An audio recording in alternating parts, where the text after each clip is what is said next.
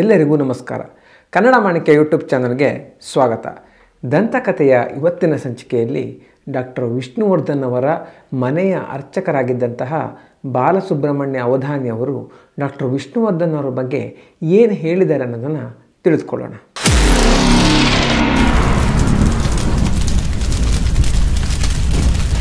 Balasubramanya ಅವಧಾನಿಯವರು doctor Vishnuvardhan ಅವರನ್ನು ಮೊದಲ ಬಾರಿಗೆ ಭೇಟಿಯಾಗಿದ್ದು ಡಾಕ್ಟರ್ ವಿಷ್ಣುವರ್ಧನ್ ಅವರ ಮೊದಲ ಮಗಳಾದಂತಹ ಚಂದನ ಅವರ ಮದುವೆಯಲ್ಲಿ. ಈ ಮದುವೆಗೆ ಬಾಲಸುಬ್ರಹ್ಮಣ್ಯ ಅವರು ಅವರ ಗುರುಗಳ ಜೊತೆ ಹೋಗಿರ್ತಾರೆ. ಸಹಜವಾಗಿ ಈ ಮದುವೆಯಲ್ಲಿ ಡಾಕ್ಟರ್ ವಿಷ್ಣುವರ್ಧನ್ ಅವರು ಮತ್ತು ಅವರ ಕುಟುಂಬದವರ ಪರಿಚಯ ಬಾಲಸುಬ್ರಹ್ಮಣ್ಯ ಅವರಿಗೆ ಆಗುತ್ತೆ. ಇದಾಗಿ ಸ್ವಲ್ಪ ದಿನಗಳ ನಂತರ ರಾಮರಾವ್ ಲೇಔಟ್ನಲ್ಲಿ ಒಂದು ಗಣಪತಿ ದೇವಸ್ಥಾನ ಇರುತ್ತೆ. ಅಲ್ಲಿ ಪೂಜೆ ಮಾಡಿಕೊಂಡು ಇವರು ಇರ್ತಾರೆ. ಒಂದು ದಿನ ಒಬ್ಬ ಶಾಸ್ತ್ರಿಯವರು ಬಂದು ಬಾಲಸುಬ್ರಹ್ಮಣ್ಯ ಅವರ ಹತ್ತಿರ ವಿಷ್ಣುವರ್ಧನ್ ಅವರ ಮನೆಯಲ್ಲಿ ಸುಮಾರು 48 ದಿನಗಳ ಕಾಲ ಪೂಜೆ ಪಾರಾಯಣ ಮಾಡಬೇಕು, ನಾಳೆಯಿಂದ ಅವ್ರ ಮನೆಗೆ ಹೋಗ್ತೀರಾ ಅಂತ ಕೇಳ್ತಾರೆ. ಬಾಲಸುಬ್ರಹ್ಮಣ್ಯ ಅವರು ಒಪ್ಕೊಳ್ತಾರೆ. ಮರುದಿನ ಅವರು ವಿಷ್ಣುವರ್ಧನ್ ಅವರ ಮನೆಗೆ ಹೋದಾಗ ಅಲ್ಲಿ ವಿಷ್ಣುವರ್ಧನ್ ಅವರು, ಭಾರತಿಯವರು ಇವರೆಲ್ಲ ಇರ್ತಾರೆ. ಆ ದಿನದಿಂದ ಸುಮಾರು 48 ದಿನಗಳ ಕಾಲ ನಿರಂತರವಾಗಿ ವಿಷ್ಣುವರ್ಧನ್ ಅವರ ಮನೆಯಲ್ಲಿ ಬಾಲಸುಬ್ರಹ್ಮಣ್ಯ ಅವರು ಪೂಜೆಯನ್ನು ಮಾಡ್ತಾರೆ. ಹೀಗೆ 48 ದಿನಗಳ ಕಾಲ ಪೂಜೆ ನಡೆಯುತ್ತೆ. ಅದಾದ ನಂತರ ಒಂದು ದಿನ ಬಾಲಸುಬ್ರಹ್ಮಣ್ಯ ಅವರು ವಿಷ್ಣುವರ್ಧನ್ ಅವರ ಹತ್ರ, ನಿಮ್ಮ ಮನೆಯಲ್ಲಿ 48 ದಿನಗಳ ಕಾಲ ಪೂಜೆ ಏನಿತ್ತು ಅದು ಆಗಿದೆ, ನಾನಿನ್ನು ಹೊರಡ್ತೀನಿ ಅಂತ ಹೇಳ್ತಾರೆ. ಈ 48 ದಿನಗಳಲ್ಲಿ ಬಹಳಷ್ಟು ದಿವಸ ವಿಷ್ಣುವರ್ಧನ್ ಅವರು ಕೂಡ ಮನೆಯಲ್ಲಿ ಇರ್ತಾರೆ. ಆಗ ಅವರ ತಾಯಿ ಕಾಮಾಕ್ಷಮ್ಮ ಅವರಿಗೆ ತುಂಬ ಹುಷಾರಿರಲ್ಲ. ಈ ಕಾರಣಕ್ಕಾಗಿ ತಾಯಿಯನ್ನು ನೋಡ್ಕೋಬೇಕು ಅಂತ ವಿಷ್ಣುವರ್ಧನ್ ಅವರು ಬಹಳಷ್ಟು ಕಾಲ ಮನೆಯಲ್ಲೇ ಕಳೀತಾ ಇರ್ತಾರೆ. ಯಾವಾಗ ಬಾಲಸುಬ್ರಹ್ಮಣ್ಯ ಅವರು ತಾನು ಕೆಲಸ ಮುಗಿತು ಹೋಗ್ತೇನೆ ಅಂತ ಹೇಳ್ತಾರೋ ಆಗ ವಿಷ್ಣುವರ್ಧನ್ ಅವರು, ದಯವಿಟ್ಟು ನೀವು ಹೋಗಬೇಡಿ, ನಮ್ಮ ಮನೆಯಲ್ಲಿ ನಿಮ್ಮ ಪೂಜೆಯನ್ನು ಮುಂದುವರಿಸ್ಕೊಂಡು ಹೋಗಿ. ನೀವು ಇಷ್ಟು ದಿನ ಪೂಜೆ ಮಾಡಿದ್ದಕ್ಕೆ ನಮ್ಮ ಮನೆಯಲ್ಲೇನೋ ಒಂದು ಪಾಸಿಟಿವ್ ಎನರ್ಜಿ ಬಂದಿದೆ, ಬಹಳಷ್ಟು ಒಳ್ಳೆಯದಾಗ್ತಿದೆ.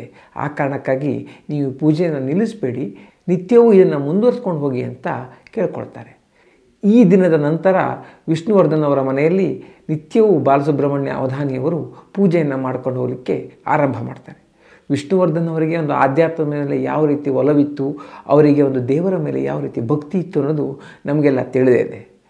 ಗೊರವನಹಳ್ಳಿ ಮಹಾಲಕ್ಷ್ಮಿ ಕ್ಷೇತ್ರಕ್ಕೆ ವಿಷ್ಣುವರ್ಧನ್ ಅವರು ಯಾವಾಗಲೂ ಒಂದು ಹಣದ ಸಹಾಯ ಮತ್ತು ಊಟಕ್ಕೆ ಏನು ಒಂದು ಸಹಾಯ ಬೇಕು ಅದನ್ನ ಮಾಡ್ತಿದ್ರಂತೆ.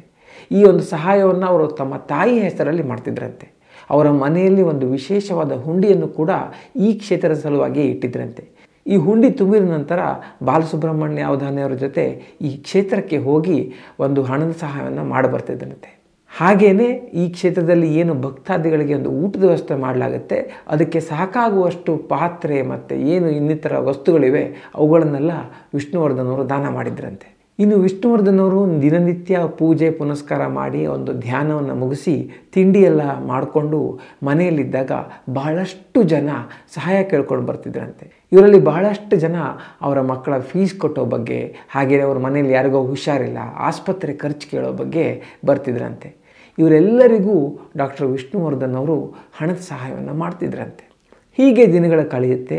ಒಂದು ದಿನ ಬಾಲಸುಬ್ರಹ್ಮಣ್ಯ ಅವಧಾನಿಯವರ ತಂದೆಯವರಿಗೆ ಹಾರ್ಟ್ ಪ್ರಾಬ್ಲಮ್ ಆಗುತ್ತೆ.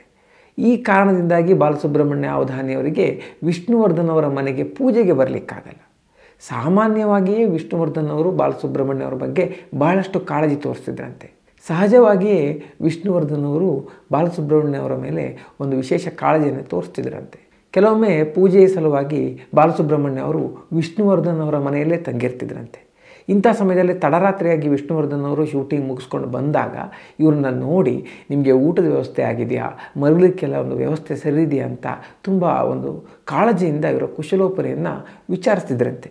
ಹೀಗಿರುವಾಗ ಬಾಲಸುಬ್ರಹ್ಮಣ್ಯ ಅವರು ಪೂಜೆಗೆ ಬಂದಿಲ್ಲ ಅನ್ನೋ ವಿಷಯ ತಿಳಿದು ವಿಷ್ಣುವರ್ಧನ್ ಅವರು ಬಾಲಸುಬ್ರಹ್ಮಣ್ಯ ಅವರಿಗೆ ಫೋನ್ ಮಾಡಿದ್ರಂತೆ. ಯಾಕೆ ಬರ್ತಾ ಇಲ್ಲ ಪೂಜೆಗೆ, ಭಾಳಷ್ಟು ದಿವಸ ಆಯ್ತಲ್ಲ ಅಂತ ಹೇಳಿದ್ರಂತೆ. ಆಗ ಬಾಲಸುಬ್ರಹ್ಮಣ್ಯ ಅವರು, ನಮ್ಮ ತಂದೆಯವರಿಗೆ ಈ ರೀತಿ ಒಂದು ಆರೋಗ್ಯದ ಸಮಸ್ಯೆ ಆಗಿದೆ, ನಾರಾಯಣ ಹೃದಯಾಲಯಕ್ಕೆ ಸೇರಿಸಿದ್ದೀವಿ, ಈ ಕಾರಣಕ್ಕೆ ಬರ್ತಾ ಇಲ್ಲ ಅಂತ ಹೇಳ್ತಾರಂತೆ. ವಿಷ್ಣುವರ್ಧನ್ ಅವರು ಈ ವಿಷಯ ಗೊತ್ತಾದ ಕೂಡಲೇ ಆಗಿನ ಕಾಲದಲ್ಲೇ ಸುಮಾರು 50,000 ರೂಪಾಯಿಯನ್ನು ಬಾಲಸುಬ್ರಹ್ಮಣ್ಯ ಅವರಿಗೆ ಕೊಡ್ತಾರೆ. ಇದಾದ ನಂತರ ಬಾಲಸುಬ್ರಹ್ಮಣ್ಯ ಅವರ ತಂದೆಯವರಿಗೂ ಕೂಡ ಆರೋಗ್ಯ ಗುಣಮುಖವಾಗುತ್ತೆ. ವಿಷ್ಣುವರ್ಧನ್ ಅವರು ಈ ರೀತಿ ಒಂದು ಸಹಾಯ ಮಾಡಿದ್ದಾರೆ, ಅವ್ರಿಗೊಂದು ಕೃತಜ್ಞತೆ ಹೇಳಬೇಕು ಅಂತ ಬಾಲಸುಬ್ರಹ್ಮಣ್ಯ ಅವರ ತಂದೆಯವರು ವಿಷ್ಣುವರ್ಧನ್ ಅವರನ್ನು ಭೇಟಿ ಮಾಡಲಿಕ್ಕೆ ಅವ್ರ ಮನೆಗೆ ಬರ್ತಾರೆ. ಅವರು ಈ ಇಳಿ ವಯಸ್ಸಿನಲ್ಲೂ ಕೂಡ ತಮ್ಮನ್ನು ಮೀಟ್ ಮಾಡಲಿಕ್ಕೆ ಬಂದಿದ್ದಾರೆ ಅಂತ ಗೊತ್ತಾದಾಗ ವಿಷ್ಣುವರ್ಧನ್ ಅವರ ಕಣ್ಣಲ್ಲಿ ನೀರು ಬರುತ್ತೆ.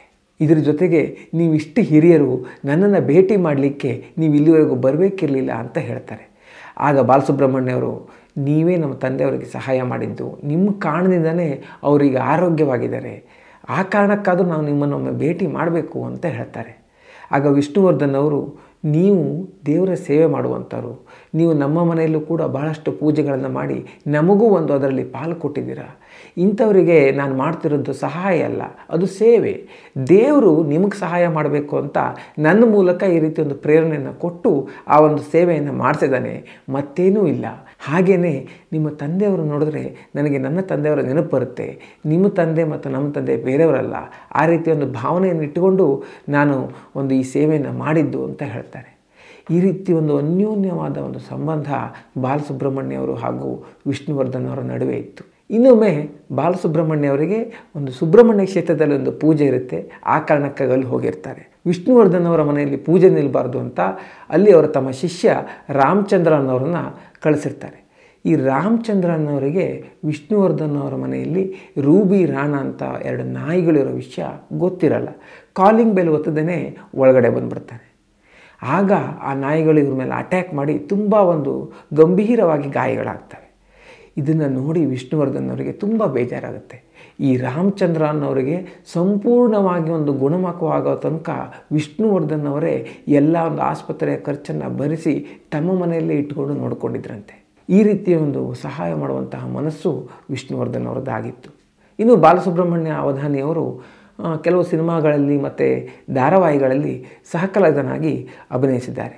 ಒಮ್ಮೆ ಉಮಾಶ್ರೀ ಮತ್ತು ಕೋಮಲ್ ಅವರ ಜೊತೆ ಅಭಿನಯಿಸುವ ಅವಕಾಶ ಬಾಲಸುಬ್ರಹ್ಮಣ್ಯ ಅವರಿಗೆ ಸಿಗುತ್ತೆ. ಒಂದೇ ಶಾಟಲ್ಲಿ ಅವರು ತಮ್ಮ ಒಂದು ಸೀನನ್ನು ಮುಗಿಸ್ಬಿಡ್ತಾರೆ. ಆಗ ಅಲ್ಲಿದ್ದವರೆಲ್ಲ ಆಶ್ಚರ್ಯ ಆಗಿ, ಹೇಗೆ ಒಂದೇ ಟೇಕಲ್ಲಿ ನೀವು ಇದನ್ನು ಮುಗಿಸ್ತೀರಿ ಅಂತ ಕೇಳಿದಾಗ ಬಾಲಸುಬ್ರಹ್ಮಣ್ಯ ಅವರು, ನಾನು ವಿಷ್ಣು ಸರ್ ಅವರ ಮನೆಯ ಅನ್ನವನ್ನು ತಿಂದಿದ್ದೇನೆ, ಈ ಮೂಲಕ ಅವರ ಒಂದು ಶಕ್ತಿ ಸ್ಫೂರ್ತಿ ಇವೆಲ್ಲ ನನ್ನಲ್ಲಿ ಹರಿದಾಡ್ತವೆ, ಆ ಕಾರಣಕ್ಕೆ ನಾನು ಈ ಸೀನನ್ನು ಮುಗಿಸ್ಲಿಕ್ಕಾಯ್ತು ಅಂತ ಭಾಳ ಹೆಮ್ಮೆಯಿಂದ ಹೇಳಿಕೊಂಡ್ರಂತೆ. ಈ ರೀತಿ ಒಂದು ವಿಷ್ಣುವರ್ಧನ್ ಅವರ ಜೊತೆ ಒಂದು ಒಡನಾಟನೇ ತಮಗೆ ಈ ಒಂದು ಶಕ್ತಿಯನ್ನು ಕೊಟ್ಟಿದೆ ಅಂತ ಬಾಲಸುಬ್ರಹ್ಮಣ್ಯ ಅವರು ನಂಬಿದ್ರು. ಈ ರೀತಿಯ ಒಂದು ಒಡನಾಟವನ್ನು ಡಾಕ್ಟರ್ ವಿಷ್ಣುವರ್ಧನ್ ಅವರ ಜೊತೆ ಹೊಂದಿದ್ದ ಬಾಲಸುಬ್ರಹ್ಮಣ್ಯ ಅವರು ಡಾಕ್ಟರ್ ವಿಷ್ಣುವರ್ಧನ್ ಅವರ ಬಗ್ಗೆ ಒಂದೇ ಮಾತಲ್ಲಿ ಹೇಳಬೇಕು ಅಂದರೆ ಅದನ್ನು ಪ್ರೀತಿ ಅಂತ ಹೇಳ್ಬೋದು. ಯಾರೇ ಮನೆಗೆ ಬಂದರೂ ಡಾಕ್ಟರ್ ವಿಷ್ಣುವರ್ಧನ್ ಅವರು ಹೇಳ್ತಿದ್ದಿದ್ದು, ಬನ್ನಿ ಕೂತ್ಕೊಳ್ಳಿ, ನಮ್ಮ ಜೊತೆಗೆ ಊಟ ಮಾಡಿ ಅಂತ.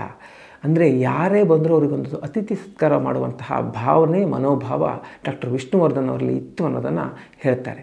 ಸ್ನೇಹಿತರೆ, ಈ ವಿಡಿಯೋ ನಿಮಗೆ ಇಷ್ಟ ಆಗಿದ್ದರೆ ತಪ್ಪದೇ ಶೇರ್ ಮಾಡಿ.